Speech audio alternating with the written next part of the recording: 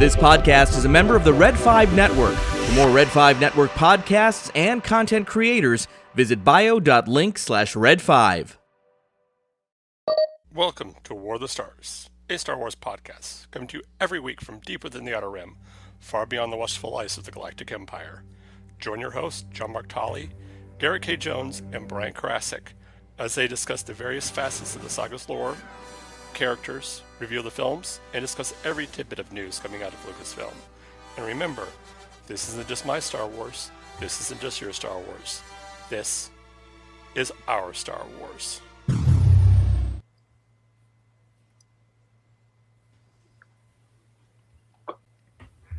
Hey everybody. Hey. Good to see you folks again. It is, yeah, it is. Hey, and hey. we're actually recording on May the 4th be with you. Happy Star Wars Day. May guys. the 4th. Yes. Happy Star To those who observe. Wars Day. Yes. It was fun. My mom actually tagged me on something. Oh, and we are. Yeah. We're having some lag. Can you hear me now? Oh, I know. It just started with me there too. This morning. I can hear you. Okay, good. Can you see me? Can you feel me? Papa, can you hear me? That's awesome. Okay. Anyway, So yes, I hung my my Oh, Galactic this Empire is flag on Star my Wars flagpole this Day. morning. Yeah. Good stuff. yeah. Fly the flag. I think I'll leave it up for the week. Nice. Well, you should. I mean, you know, the day that this goes to air and the title of the episode is Revenge of the Sixth, it might as well just stay up through the week. Because, you know, by the time we get to the weekend, by Mother's Day, it's going to be, you know, the Force Awakens. Awake 10th. Yeah. God, I'm sorry.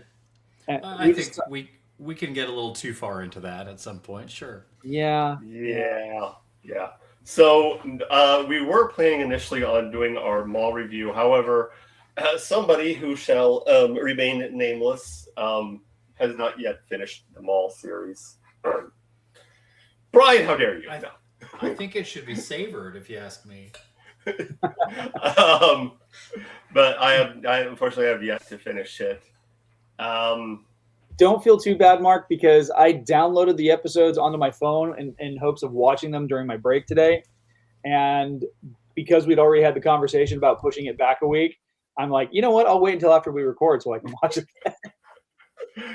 But So before we get there, let me ask first, how have your guys' weeks been so far? I'll quickly talk on mine. It's been like my weekend was really good. So Saturday was Free Comic Book Day.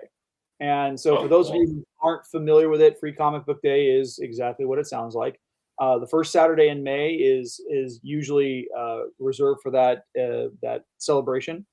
And so a variety of different comic publishers put out, depending on the region and stuff like that, they put out issues to kind of garner interest in new story arcs and comic lines that are being produced for the next year.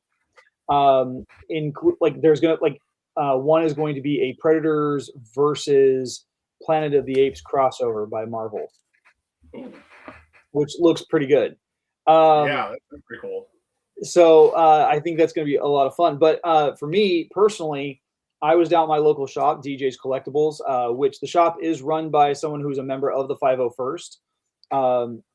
He usually that on Saturday he was dressed up as a scout trooper, but in the past he's done like Clone Commander Vil, and he had a Boba Fett costume at one point, which is now just in a case. But I was there. I was selling my books, and I ended up making like almost about $175. Like one gal came out of the shop. She saw that I was a local author, and she's like, "Are these your books?" I'm like, "Yeah." So I started, telling her about all the books that I had, and she's like, "I want to buy an entire set of your fantasy series." I'm like, "Done." Nicely It was done. great. Nice. It was worth it. Well, for me, Friday we had my sister's had a dance recital. She's Down syndrome, and her group. It wasn't just special needs. It was a whole other, like, everybody, like all levels of dance, which was fun, but it was really, really long. It was like 3 hours long without intermission. Oh my gosh! So it was very, very, very long, but worth it. And then Saturday we had a wedding. My nephew's best friend got married, and it was really, we felt really special being invited, because there were only like maybe 40, 50 people at the wedding. So the fact that we got an invite to it made it very, very special. But it was a really nice time. But and then today I had to deal with a dust storm while driving my bus, which was a lot of fun. It's zero visibility and 40 mile an hour gusts was, yeah. No. So that's what was my weekend was like. Our local library did a fandom event, so I was in costume as Palpatine on Saturday, visiting with the children. Turning them to the dark side. Well, unfortunately, there was another a Jedi there, another cosplayer who was a bit more engaging. How many signups did you get for the Inquisitorius? There was one kid who showed up there. He was in a pretty good Wookiee costume. He's a Wookiee hoodie with a Wookiee mask on. Like it was the first year they'd done this, so we're hoping to get some more. Cool. But next cool. year, more turnout. But it was fun, and I made a friend in the Jedi guys, a local cosplayer here. I had not met him before, so that's really cool. That was fun. So, Garrett, what are we talking about today? Or who should I say?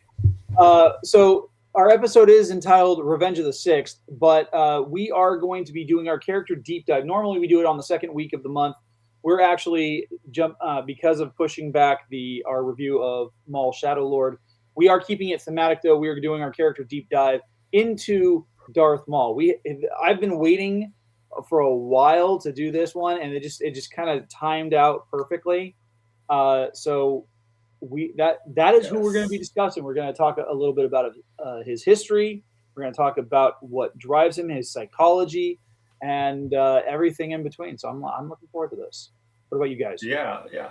I am too, and I don't know if I mentioned this, Brian, last week, but a couple weeks ago, Brian, I just finished the Darth Plagueis novel recently. Okay. And I kind of had a grin on my face when Maul is first introduced. I'm like, oh, we get to see Maul. Okay. Yeah. But I really enjoyed it. And it was a famous scene where Maul Maul delivers his line at last. We will reveal ourselves. So the Jedi is overheard by Plagueis. We shall have a droid 114D. Yes. Which I loved 114D.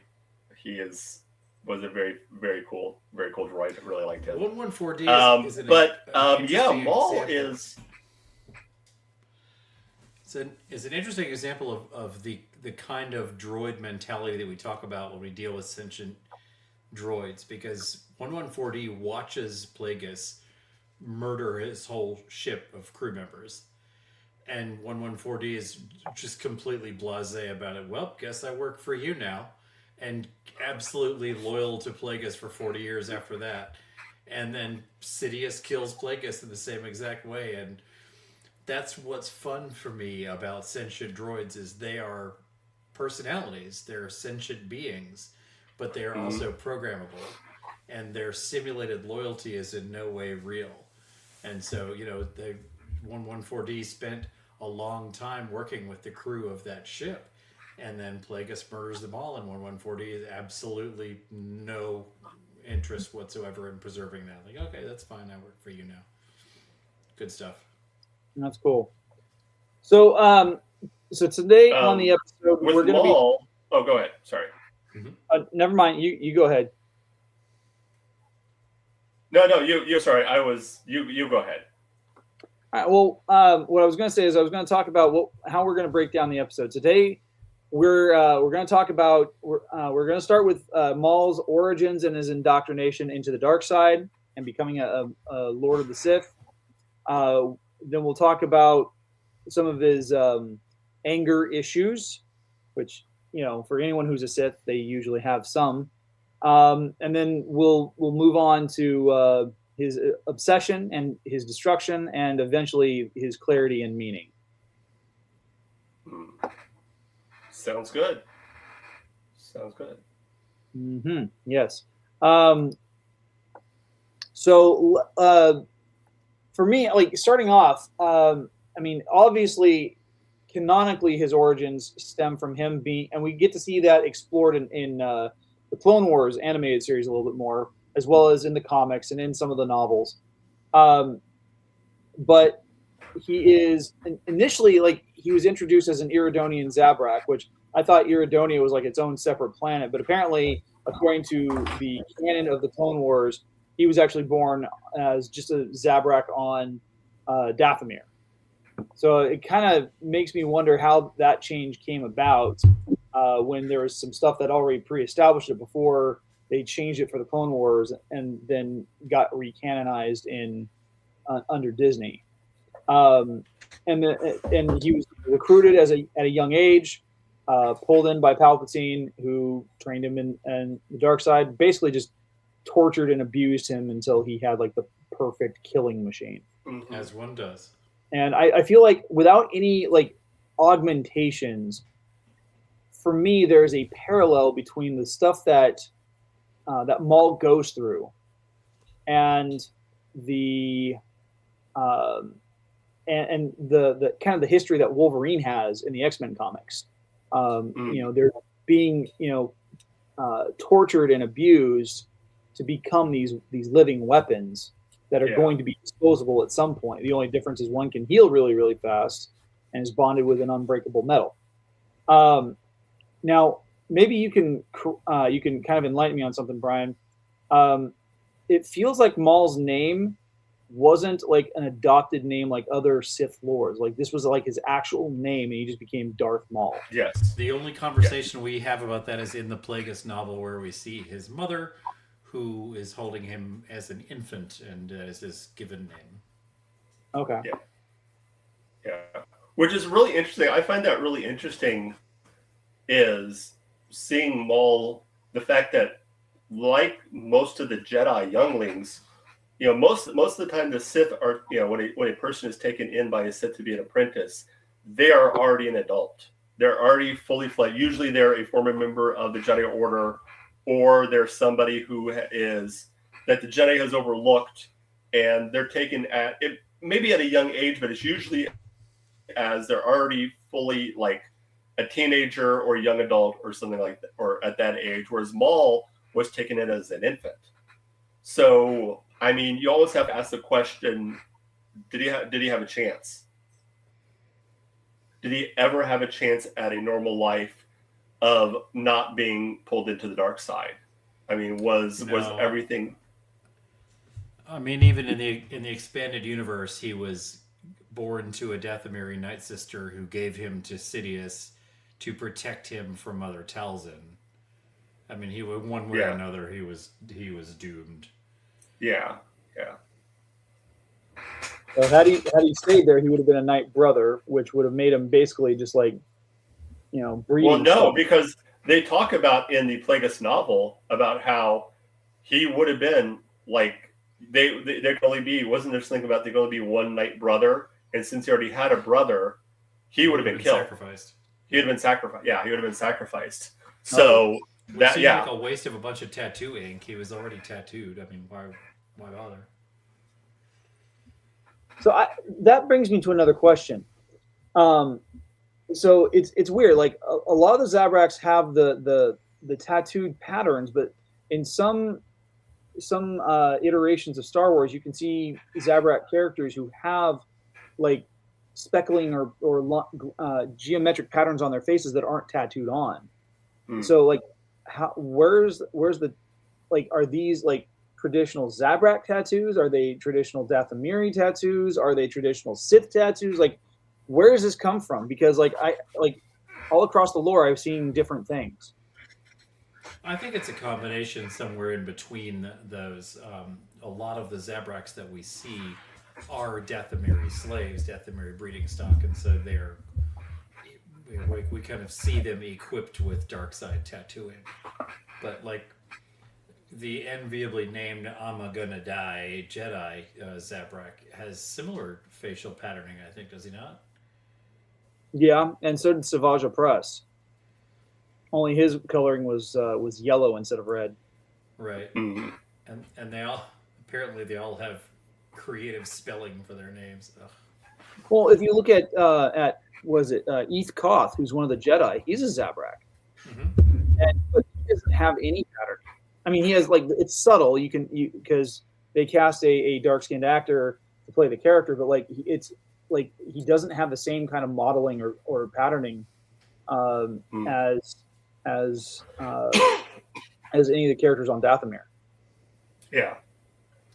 Well, it's interesting what we see and then come to expect. Like, all Jedi wear beige robes with brown overrobes, right? Like, all Jedi dress like Obi-Wan Kenobi in Episode 4. But Obi-Wan Kenobi's wardrobe in Episode 4 is based on what desert people wear. Like, that's where that wardrobe came from. He lives in the desert, this is what he would wear. There's no reason that would be what all Jedi wear. But because of that, that's why all Jedi wear that. And it's very similar to if you go to any like dinosaur exhibit, like where they have like these animatronic dinosaur tours that go around. 9 times out of 10, you will find a sick Triceratops. And why is that? Because of Jurassic Park. Because of Jurassic Park, exactly. Yeah, I've seen the sick Triceratops at Universal Islands of Adventure. Poor guy's never going to get healthy. I swear, he's on American Health Care. That's what we expect. It's funny. He must have a really great HMO. I think it's interesting that Maul was never. If you look at he didn't get a Sith name as we've observed. That's just his given name with Darth tacked onto it. We don't really know much about his youth and upbringing outside of the EU canon, from what we know in the Plagueis novel. So basically, and what we know from the Plagueis novel is he spent almost his entire youth being raised by training droids. Like Sidious would apparently check in on him like once every couple of months, and just like, hey, how you doing? You still beating up those robots? Okay, great, see you again. And so, Maul had a terribly neglected childhood, even for a dark side servitor. So, I think, Sidious never intended Maul to succeed him. I mean, and and we've discussed that Sidious is a real man of faith when it comes to the rule of two. Almost dogmatically. Yes, exactly. But he would never intended Maul to take over. Maul was purely a placeholder. Yeah. And I think they even. Do you think he considered? Do you think he considered Maul to be a Sith, or did he just give him that title just to placate him? To be like, sure, yeah, I'll give you the title, without really thinking like, yeah, you're not. We'll give it to you to make you, whatever, but you're not really a Sith. That's a good question. I don't think that Sidious really placated anyone, but now that you mention it, that's. I mean, who's that for, really? I do think Sidious does placate some people, like Dooku, for example. Like I'm listening through Star Wars: Master of Evil, and the prologue starts off with Dooku, and he's on some mission for Palpatine, and it talks about how as it gets closer to the end of that chapter, that he would soon come to learn that all of the plans that he and Sidious had with one another about starting a Sith Academy were all for nothing. Like, he wanted to, because of his falling out with the Jedi, he wanted to start a Sith Academy to balance out the what the Jedi were building, And that was never in the cards. It was just what Yeah. Sidious told him to get him on board. Yeah, that's true. Good question, Mark. Who knows? Because for being a Sith Lord, Dooku, and we'll talk about this in another episode when we focus on him as a character, he never shows the earmarks of an actual true Sith Lord. He never has the eyes. He never does anything out of rage and out of anger like Vader or Maul do. Yeah. Mm. He has the calmest lightning we see. Very true. Yeah. He dials it back to, instead of going to 11. It goes to 11. He really you know. throws lightning the way somebody flicks a booger. He's just like, Yeah, that's just Christopher Lee planning his next metal album. So getting back to Maul, I got a few conversation questions here. What does Maul fear most? Insignificance, abandonment, or loss of purpose? I've actually been giving that question some thought since you sent them to us the other day, and honestly, I think it's a nice combination of them because, and here's why. Because the insignificance isn't really the biggest issue for him.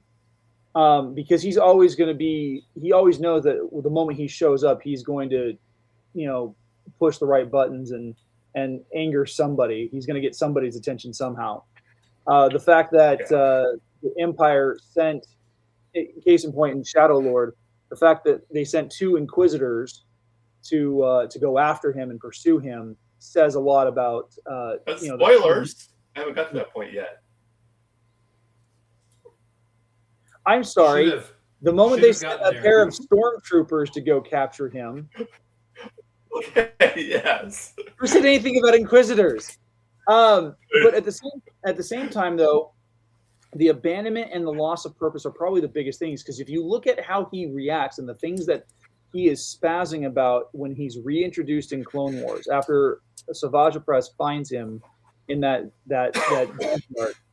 like he is freaking out over how Sidious abandoned him, how he was just cast aside, he was discarded, he was trash, and then because of that, his loss of purpose was the biggest issue for him. He was no longer a Sith Lord. He was no longer he was no longer an apprentice. He had nothing, and so when he comes crawling back to Mother Talzin and she starts repairing his body and starts, and goes through all this process to heal him, he still wanders around purposelessness, feeling that abandonment.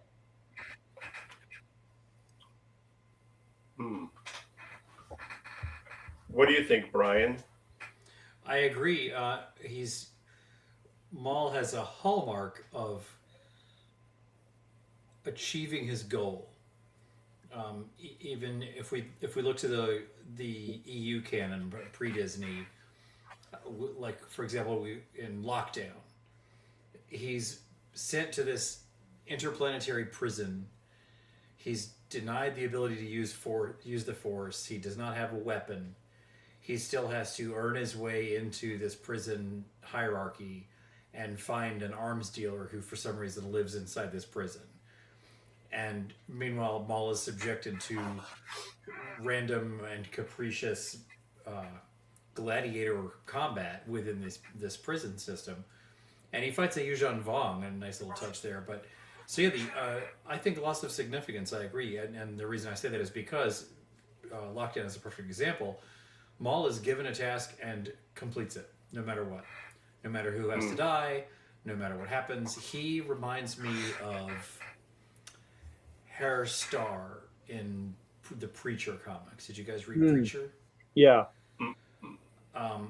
There is a scene in the Preacher comics where this character is auditioning, if you will, for a special forces group, and the test put to him is an operative, a former operative of ours is in a mental institution and must be taken out. How will you take this? How do you do it? and the solution is to destroy the mental institution and then everyone in it, and burn it down. And that's that's the sort of thing Maul would do. There's an interesting question there where someone says, what about all the innocents who died in that hospital? Because it's a religious organization the guy's joining, and he says how many innocents died at Sodom and Gomorrah. And it's a really nice touch. I like that. So yeah, I think the loss of significance would be key, because Maul is nothing else if not a reliable tool. Yeah.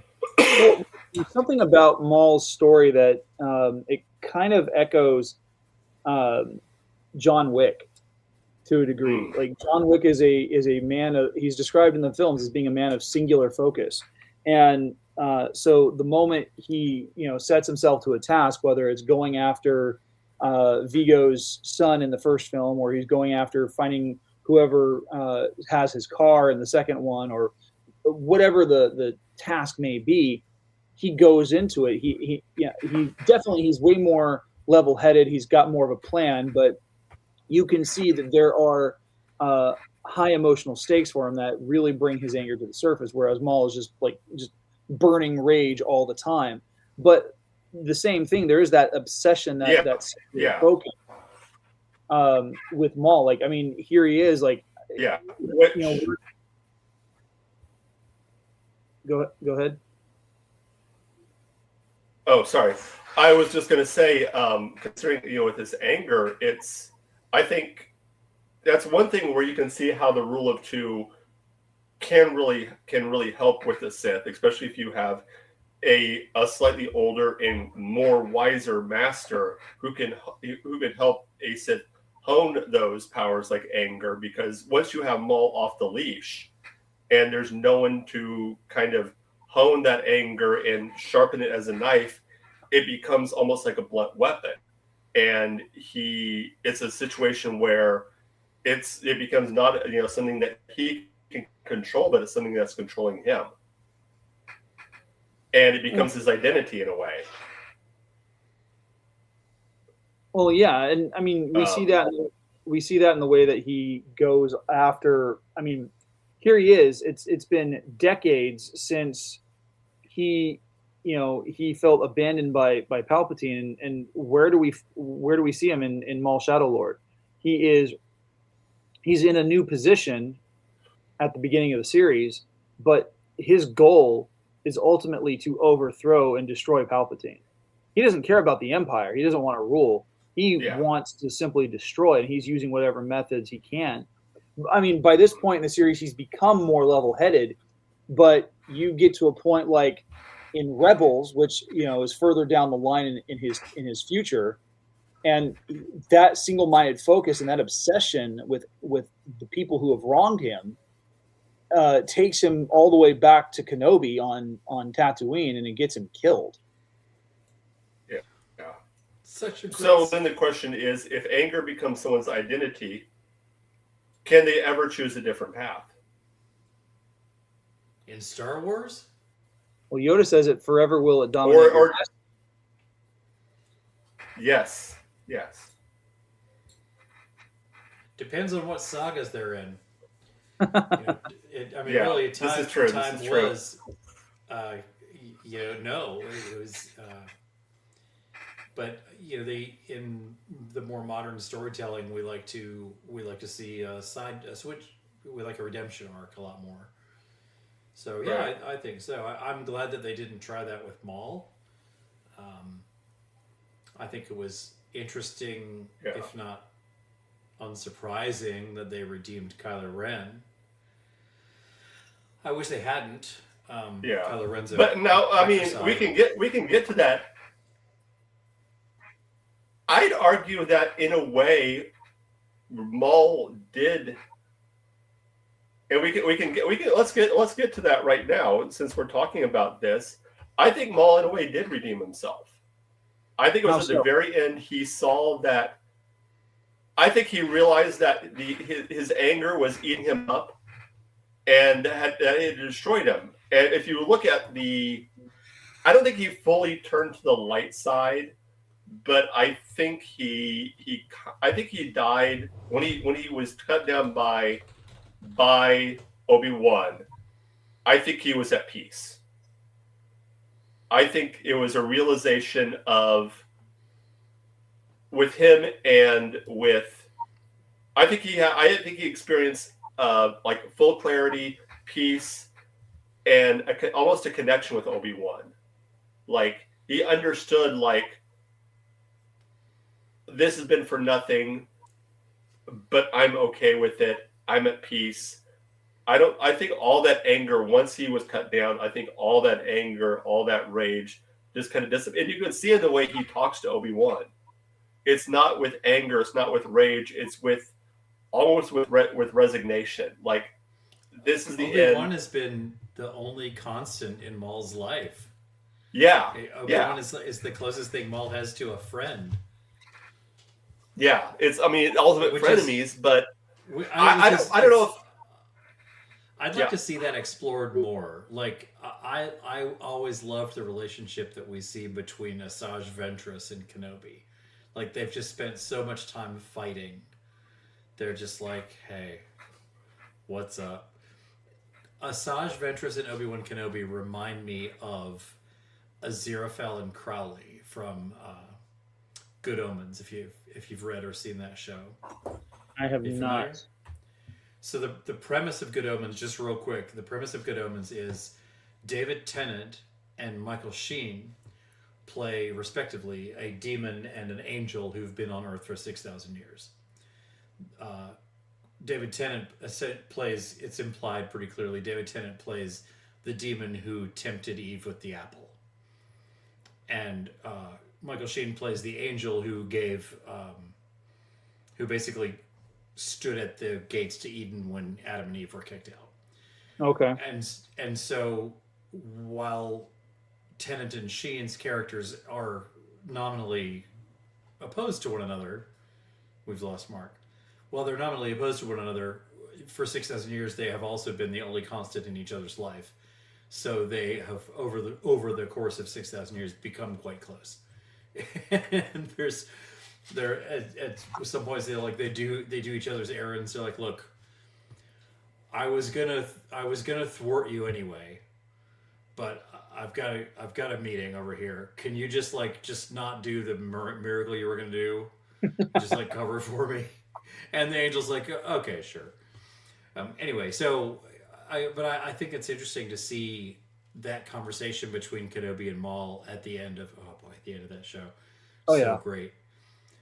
I had to Google it because I was like, who is he talking about? Because like there's just all pronouns. Is he he will avenge us? Who's he? Who's us? What's happening? And the general consensus we came across is that Maul is talking about Luke. Is that where you get that? Yeah, that's kind of the thing that I got as well, because by that point Luke was born, and so we got to that understanding, because like the way that episode of Rebels plays out, it's a little bit different in the Dark Horse Star Wars Visionaries graphic novel that came out back in the early 2000s, but in that one, Maul is not killed by Obi-Wan. Obi-Wan actually hesitates. It comes to the point where, you see Maul. He's got the mechanical legs, the ones that we see him first get from Mother Talzin before they become more refined and more human-like. Mm-hmm. But and he goes to Tatooine. He's facing off against. He actually tries to take Luke and Lars hostage to draw Obi-Wan out, and it works. And Obi-Wan shows up and fights him, and it gets to the point where he has cut off because like Maul's horns have grown out into like horns, like almost like a crown, and so like he's cut through some of them. He has severed the double-ended lightsaber that Maul is wielding. He's damaged his prosthetic limbs, and Maul is just sitting there kneeling on the sand in front of him, and Obi-Wan's got his lightsaber pointed directly at Maul's forehead, and he hesitates because you can see that he doesn't want to kill Maul. And then all of a sudden, Maul gets shot in the side of the head by Owen, who's wielding his blaster rifle again. And he's just like, look, get out. Like, at this point, like, Luke is 4 years old. and Lars is like, I'll bury it. It's a desert. It'll claim the body. Don't worry about it. Get out of here. I never want to see you again. And so what's kind of cool is that one little that vignette in the comics inspired what we saw between Lars and Obi-Wan in the Kenobi series and how they interact in Mos Eisley. But we also see how that informs what happened in Rebels. The only difference is who's present. Instead of having Owen and a very young Luke Skywalker being present, we have Ezra Bridger, who's kind of the audience insert there so that we could see this happen. I maintain that you use a bridge to walk in the sky. That's a better pun than anything I've come up with. Apologize for that, fellas. I lost connection there for a while, so no worries. You're back, and that's all that matters. That's all that matters. So where were we before I left? We were just wrapping up about Maul's anger being a weapon, or that he controls, or is it controlling him? I think that kind of segues us into the. Oh no, I take that back. We were talking about it being an identity that they can choose or come back from. I think there are several. I think there are several points where Maul has that opportunity to choose, and ultimately he makes the choice of doing what is easy over doing what is right. But it's interesting to see moments where he does do the right thing, like he does offer to help train Ezra to be a better Jedi, but it's with ulterior motives. He does try to. Yeah. Oh yeah. You like. I don't want to give anything away in what's happening in Shadow Lord, but he does do some things that are to the benefit of other characters. But he's using it because he's got that ulterior motive again. Right. And the fact that he is the especially in this series, and I'm really looking forward to talking next week about your guys' review. He undergoes some tremendous character growth and development that we haven't seen in other entries where he's been presented. Because one thing I've appreciated. No, go for it. Oh, sorry. One thing I've appreciated that they have done they did in the Clone Wars and what I've seen so far of Shadow Lords and in Rebels is when we first see Maul the first time we see Maul in Episode 1, he's almost a very one-note character. Like, he's got the cool double-bladed lightsaber, he can fight, but he almost seems like this sort of just weapon. Like, there's no depth to him, there's no intelligence to him. But then when you see him in Clone Wars, and you read, the comics and other things, you find out he is a super intelligent character. Like, so. I heard one person describe him one time as being the Sith's Sith. Like, if there's anyone who got so deep entrenched in the Sith philosophy and the Sith ideal, it was Maul. Like, he knew the code. He knew everything about being a Sith, which was why I think it was so difficult for him when he was rejected by Palpatine.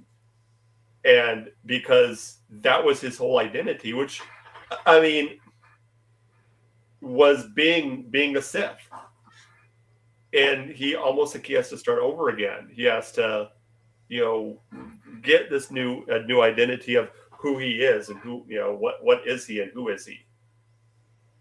Because he'd been a Sith literally all his life. Well, I've bemoaned that was the here only life he how knew. bad it is for a Jedi to get kicked out of the Order because they've spent their whole life in it.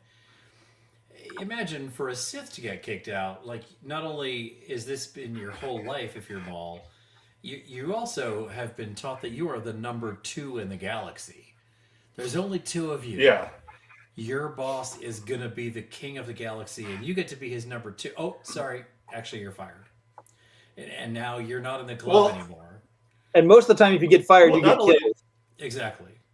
Yeah, that's the other thing. At least with a Jedi, if you're kicked out, it's like, yeah, you're not going to get killed. You're just given a desk job somewhere or sent to a farm. And don't you're not use gonna these be... demigod powers for evil either. Don't you do it. Exactly. No one will be able to detect you doing it, and there will be no consequences if you do, but don't do it.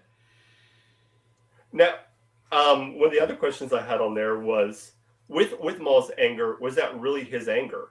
Or is that something that was put upon him by years of indoctrination and of torture with the Sith, with being the Sith? Well, we can't possibly imagine what it must have been like growing up as Maul. To begin your life with a full body ritual tattoo, and then proceed on to be raised by combat training robots. The only living being who ever interacts with you is your Sith master. I mean, a lot of that anger is probably performative, but he's probably unaware of it. Like whatever aspect of his rage is manufactured, he probably can't access the distinction between what he's putting on and what he legitimately feels. Mm-hmm. Mm-hmm. Yeah. He's had a rough life. I do think it's interesting. What I would like to see is some Maul poetry, because I think he would. I think he must be an amazing writer, because all that time spent completely alone with no other organics to talk to, all he's got is a library of generations of Sith knowledge. That's his only only entertainment. And as you said, we know he's an intelligent person. We know that he's a thinking being. He's not just practicing his Donatello moves all day long every day. Like there's got to be more to it than that. Yeah.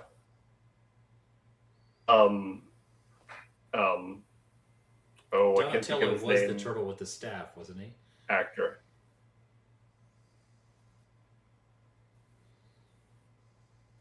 I believe. But I love the voice has been given now in the animated show. It's just so it oozes terror, but at the same time intelligence. Mm-hmm. Well, Maul's a fascinating character. You can see this is you don't want to mess with, but the process for Maul is broken down. Nobody's ever supposed to be in Maul's position. You're not supposed to be a failed Sith who's still alive. Anyone in his position is, as Garrett said, anybody who's in his position is supposed to be dead.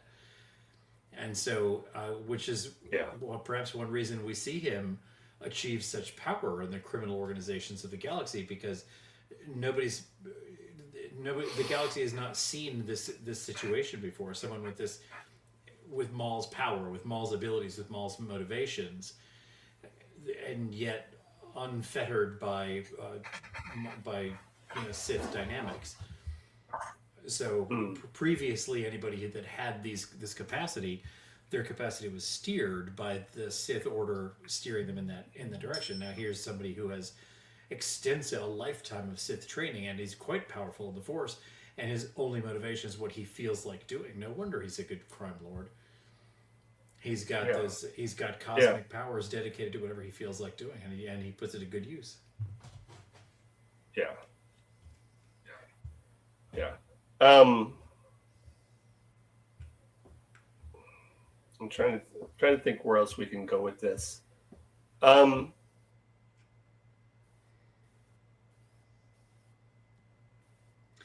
do we feel about his? What do you think ultimately was Maul's obsession?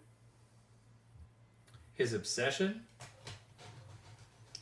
I think that Maul really got on board with with getting revenge.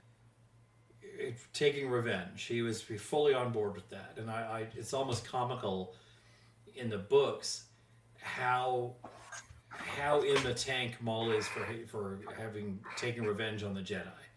Like, you weren't there. Why are you so mad about it? Like, he's completely bought it. And when he's no longer allowed to be in the club, where does that go? Well, now I want to take my revenge on Sidious. And which is interesting to me that he's not like, I mean, I guess he doesn't have a lot of credibility, but he doesn't try to go public with, Palpatine's. He doesn't try to embarrass Palpatine, put him on blast or whatever.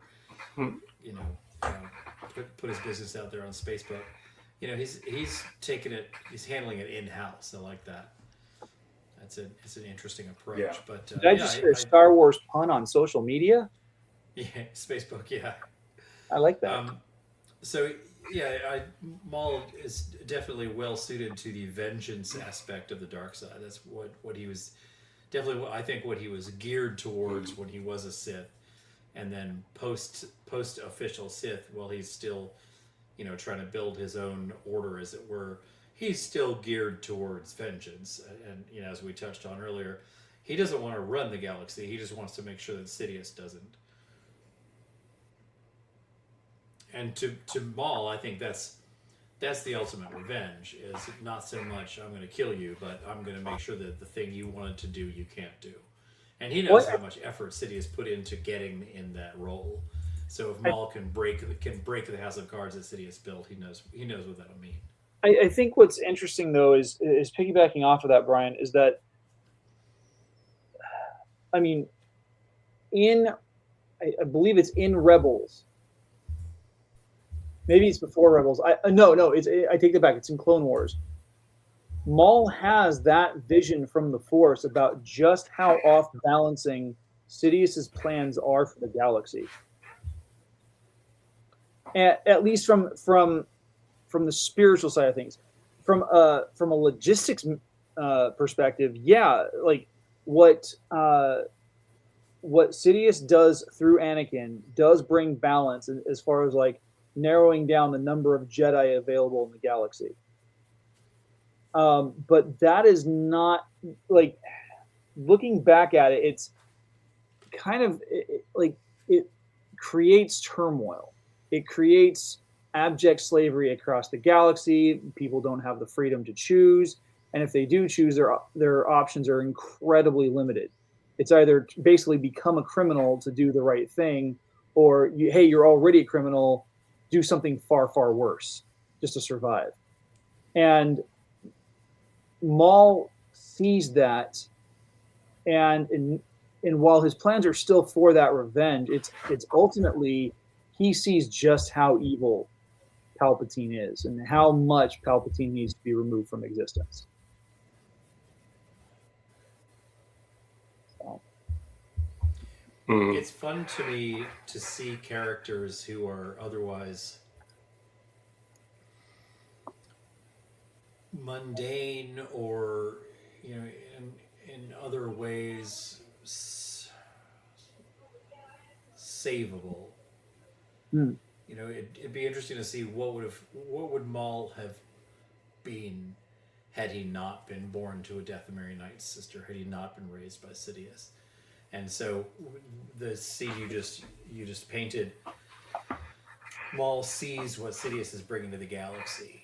And we see something else too when one of the protagonists of Lost Stars sees Palpatine face to face. That's what sends her. It's what convinces her that the Empire is wrong, is just seeing Palpatine. And it's interesting to me, it's not Force sensitivity, it's just, but it's a kind of sensitivity to see the man in person and realize, oh, this is wrong. Yeah. And that I think is touching on where the it's not fan theory maybe, the notion that the dark side itself is what is out of balance. The dark side itself is what needs to be adjusted. Is that the mere presence of Palpatine is wrong enough that it is off-putting enough that will turn a lifelong loyalist to the Empire will realize that she's wrong. That even Maul will realize, oh, this is not right. Well, I think there's something interesting else about that, is that I think there's a part of Maul, and I don't think he has the emotional vocabulary to really describe it, but I think there's a part of him that feels remorse and guilt for the part that he had to play in Palpatine's rise. Because while he had been used as essentially an assassin for the most part, he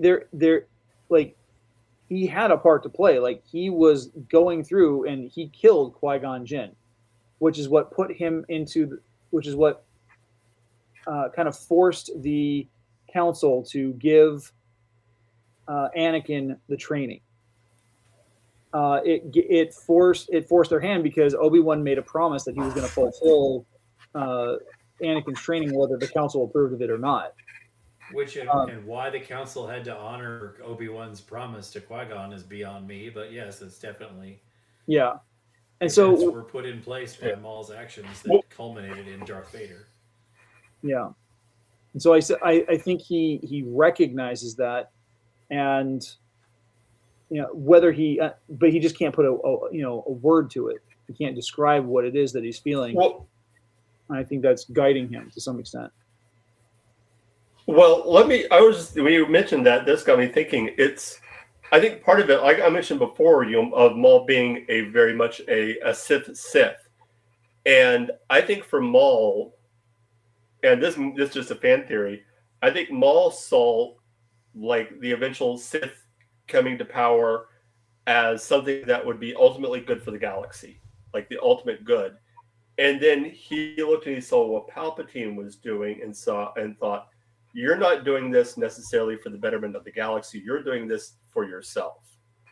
This is something that you want. You don't. And I think that was maybe where almost a disconnect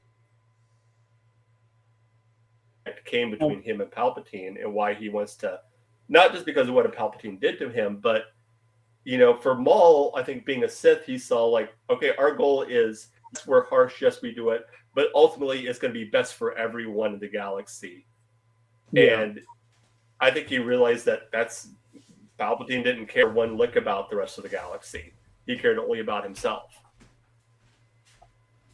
And I think you can see that Maul does care about those. I mean, you can see it in the way in this is what I've seen, and we'll do this when we do our review of Shadow Lords, of how he treats the people under him, how he they respect him because they know that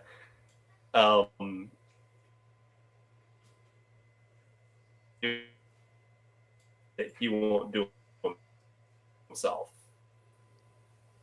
And it's not just there's under him. It's been kind of hard to. Yeah, I know. Sorry. No worries. We'll talk about that when we get to the breakdown of the Maul series. That's something we can talk about when we get to the breakdown of the Maul series. Yeah. But to start wrapping it up, since I'm having a lot of lag issues here. So, final thoughts on Maul. As a character, he's fantastic. He's probably one of my favorite Star Wars characters from the prequel era moving forward. Just because he went from being a one-note assassin to being a very complex and multi-layered character, and I like that. Yeah, I agree. Maul was a real tragedy in Episode 1 that he was on screen for 11 minutes and then ostensibly killed.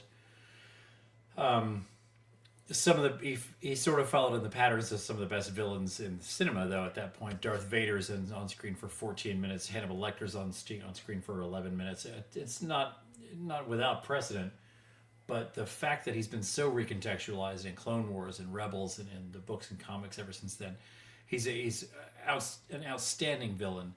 And Garrett, I mentioned while you had stepped out, he's unique in that there's not really supposed to be a surviving ex-Sith, as you alluded. No one's supposed to be in this position. You're not supposed to have this level of power and be ungoverned. And so the fact that he has stepped away from the Sith Order's governance and is still possesses all that power, that motivation, puts him outside of the box, and it makes him for a very interesting villain. And I think he's I don't usually go in much for the crime lords because I like the occultiness of the Sith stuff better. But Maul bridges that gap very nicely for me. I'm loving the show, and I've got all his comics and a big fan. Good. Yeah, I think the same. I think I kind of mirror what you guys have said. He's been a very, from a character that was very one note to one of the most dynamic characters, and a character that is so, I don't know what the word I'm looking for is, but like so much depth to him, from a character that was very one note to probably one of the most deep characters on the dark, at least on the dark side, that we've got outside of maybe Vader himself.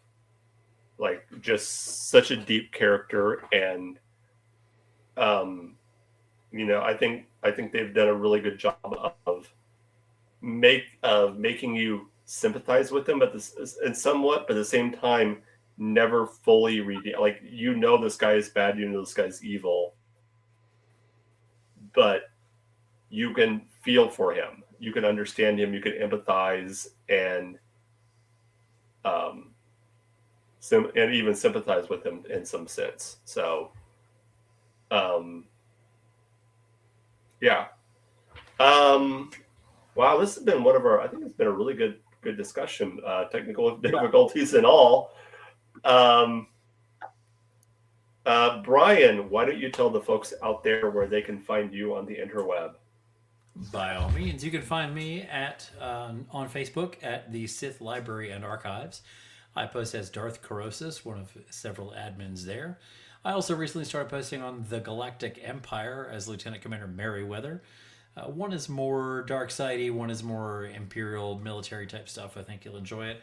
And for those of you who are interested in the retail side of the house, you can find me on Etsy at Carosis Designs. That's you'll find posters and mouse pads and things like that.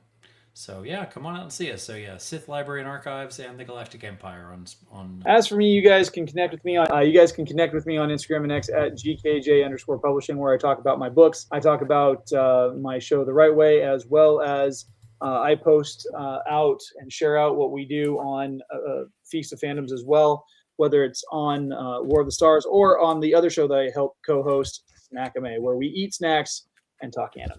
Nice. All right. As for here at War of the Stars, if you want to get a hold of us, our email is warofthestars1@gmail.com. We're on all other social media at War of the Stars 77. If you want to support the show, that is kofi.com/War of the Stars. That is ko-fi.com/War of the Stars. Or go to spreadshirt.com/shop/War of the Stars and check out all the cool merch there. As Garrett mentioned, we are a proud member of the Feast of Fandoms. Check out all the shows in Feast of Fandoms. They're right there if you're watching us on YouTube. If not, it's a really cool site. Just go to Feast of Fandoms, just search Feast of Fandoms on YouTube, and there's literally something for everyone. Just click the little square up there if you're watching us, and that will give you all the information. We are also a member of the Red 5 Network over on Spotify. Check out red5network.com and you'll be able to find us. I'll make sure to get the link in there in the descriptions, everything for all of that. Check out all the shows there. Next week, we are doing our review of the Darth Maul series, so check that out. That's going to be a lot of fun. Again, Maul Madness, yes. Happy Star Wars Day. Thank you guys for listening, and check us out next week. And as always, remember, not just my Star Wars, not just your Star Wars. This is our Star Wars. May the Fourth be with you. Until next time, go Abs!